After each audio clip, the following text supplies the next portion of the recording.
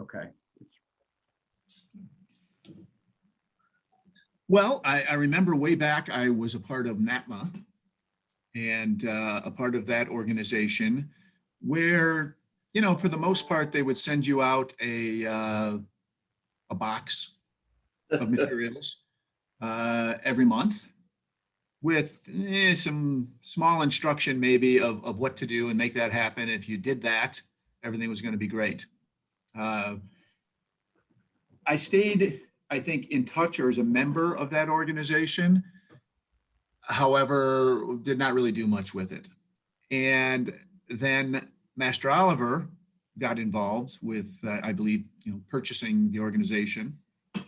And we had an opportunity to talk about what he'd be doing and how things were going to be different. So I got re-involved. And I think at the time, you know, we thought we were doing pretty well for the most part, reading some books and figuring this out by myself. And we probably averaged months in the low to mid 20s. And, you know, again, thought that was great. You know, Your head was probably just above water and you were happy. you know what? I wasn't missing any meals.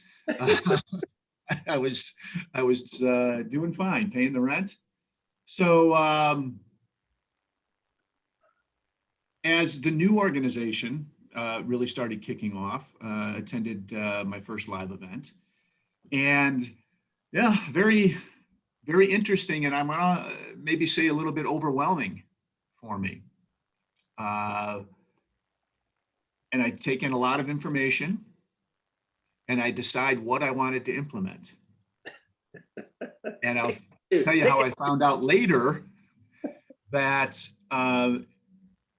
if there's this much, and I decide to implement this much, that I got this much in results. And That's yet still was a little frustrated in why I wasn't getting this much. So as time went on, I got, I suppose, a little more comfortable with implementing more and more. Some of the ideas really, to me, sounded a little crazy.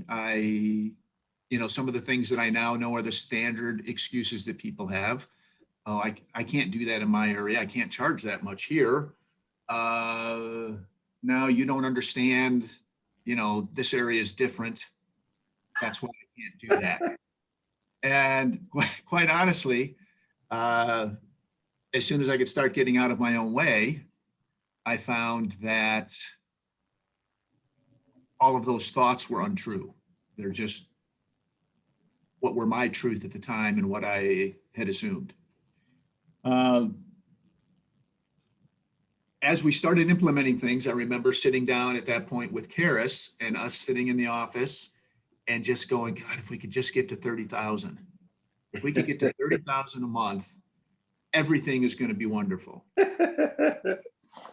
And that year we averaged 30,000 a month. So we said, well, the next year, if we could get to 40. And we did. And the year after that, we got to 50. And we're pushing into the 60s. And then, of course, the pandemic hit. And again, the support and ideas and information during that time, I'm sure kept us from ending up like a lot of the schools out there that just, you know, really took a dive and perhaps aren't even existing anymore. Yeah, the statistics say 50% of the schools last year went out of business. Yeah. We still managed to average, I think, 53,000 a month during the pandemic. During the hardest months of the pandemic, it was, you know, in the mid to high 40s, but hey, still a lot better than we were doing when we started. Again, a lot of the ideas, the things that were implemented, and I think we did that very quickly, which I guess in a tight situation like that, I can act fast. If I got time to think about it, I tend to drag things out. But yeah, that again kept us alive, afloat. And by the end of the year of 20, we were actually taking back off and into those mid 60s as far as a monthly average. Now, as I back up a little bit, conference calls that we are on every week are phenomenal. But I really Zoom calls, what's that? the Zoom calls, The Zoom calls, yes, the the video yeah. Zoom calls. But I really see them as a backup, and not so much a backup, but a add-on to the live events. Because what we do when we're, and I think again we were probably doing 3 to 4 live events a year. The information not only given from the leaders of the group, but the things that you can pick up from the other people who are attending, because they're at all different levels. There's people who it's their first year in, there's people that have been doing it for 4 or 5 years. So the information that you can pick up from the other people, and maybe some of the reassurance, because they have had the opportunity to be right where you started and be the proof that if you actually follow along and implement, that you will achieve these goals, that it does work. And as crazy as it sounds when you first start, that if you actually do it, you will achieve what you're told that you should. So again, the live events, very, very valuable.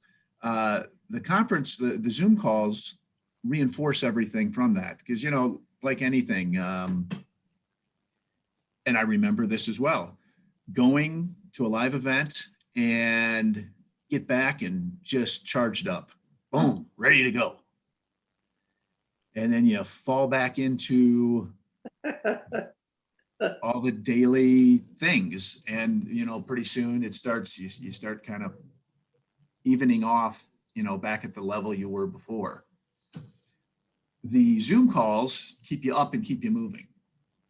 So, you know, attending the Zoom calls in between the live events keeps things at a steady, upward, continuing pace. Green and growing. Green and growing. That's right. That's right. You know, as I mentioned before earlier, yeah, I looks like we're on track to do $1 million this year. We've set a record every month of 2021, and we've still got 2 days left here in April, but you know, we're bouncing just off of 88. And quite honestly, that is something 88 what? $88,000. And 84 is $1 million school. So Right. we're right. already shooting for over the $1 million school now. Right. So, you know, and it's so much more than just the marketing advice, raising prices, because you can't raise prices if you're not providing value.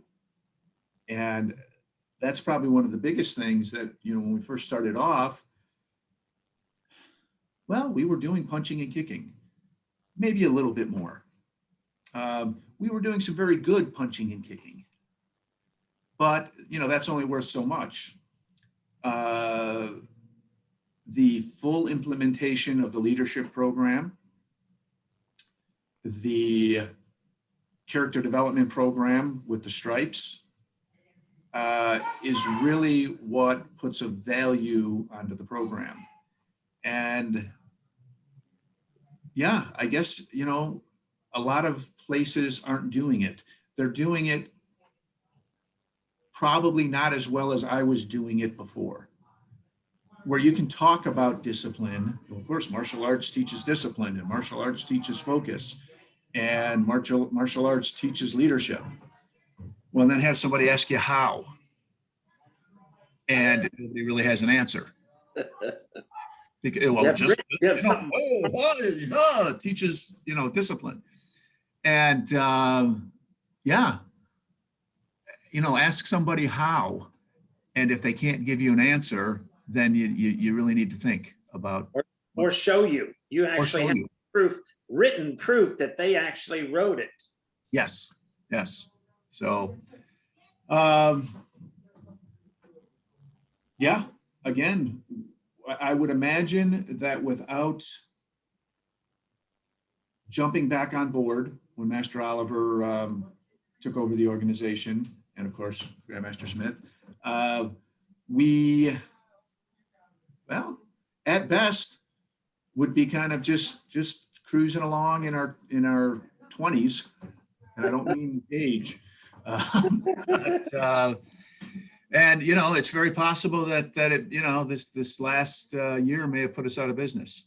So, And what's impressive, Tim, is that you had this growth in 2020 that the pandemic was, at best, schools were doing 50% of what they were doing the year before, and you were able to go past what you had done in 2019. But to hit the numbers you are, we're still in the COVID pandemic.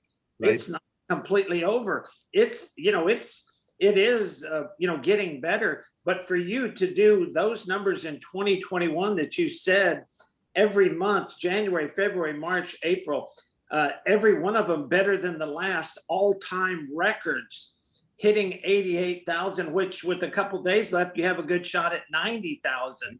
Well, you'd never hit 80,000. You hit 78, I believe, was your number last month, which was over the 73 you hit the month before, which was over the 68 you hit the month before. I mean, it was and every one of those you were like, wow, can we do any better than this? This is amazing. And you had your systems in place is what I was impressed with. Well, thank you, sir. And again, having you out to really see what we're doing and fine tune some of the, yeah, I know, fine tune some of the systems that we're implementing is also extremely valuable. Because as I mentioned, there's a live events, there's a conference calls with keeping you going, but having Grandmaster Smith out on site a couple times a year to just fine tune everything really has things take off. I guess the other thing I would say is that during the pandemic, based on all of the information that we had to work with from the group, my young staff has just grown leaps and bounds. And that's one of the biggest differences, that the growth that they went through when we had to just put it all together and say, okay, this is what's happening. This is what we're going to do. They all kicked in, they learned, they grew, they learned how to teach classes on Zoom, was the first thing. And then how to integrate that with a outdoor class in Zoom, and then, indoor classes on site in Zoom, back and forth. Just different systems with doing a first introductory lesson online. Again, I remember, you can't do that. Well, absolutely you can. And we did it. Numerous people in the group have done it. And enrolled people online. And quite honestly, for those first couple of months, and we still have those people here today, but we had people that enrolled online and, didn't step foot in the school for the first 6 months. So, and a couple of them, and a good handful of them renewed. So, and would you say that having the opportunity to have your staff on those Zoom meetings with everybody, did that help you train them? Absolutely. It's become one of my favorite sayings, and I think it was probably from Master Oliver quoting, but you're never a prophet in your own land. And having them on the conference calls and them shaking their heads and going, oh yeah, that's great. And I'm over in the background going, You told them that last week. Last week, the week before that. But, it's always that, you hear things from a different angle. People understand things in different ways. So again, that's another thing that's great about the group, because someone may understand Master Oliver, someone may understand Grandmaster Smith, someone may understand Master Moody, or get little bits and pieces from everybody. So there's all sorts of directions and forms of communication that, if you're not understanding one person, then you may understand it from another. So there's a great variety of learning opportunities. Yeah, that's the mastermind group. Yeah. Whoop, I've lost your audio, sir. Yeah. There you are. Okay, I just wanted to congratulate you on that, achieving that $1 million milestone. And you're on your way now to the 90,000, which I told you before the end of the year, I wanted to see you hit that 100,000 mark, which you're well on your way with every month so far, and we still have over half the year to go. So I have all the confidence in the world that you'll be there. But congratulations. You're doing an awesome job. And I think if anything, and watching you grow, it's because we tell a lot of people what to do, but it's like a good instructor in your martial arts school. It's not just what the instructor does, but the student has to do what he says. And if Yes. they don't do it and they don't get the results, then it's the student's fault. But you got to try to reach that student whatever way you can to get them that success they need. And you've really excelled at that end and have been a real leader for our other members. So congratulations. Well, thank you, sir. Bob, anything you would like to add?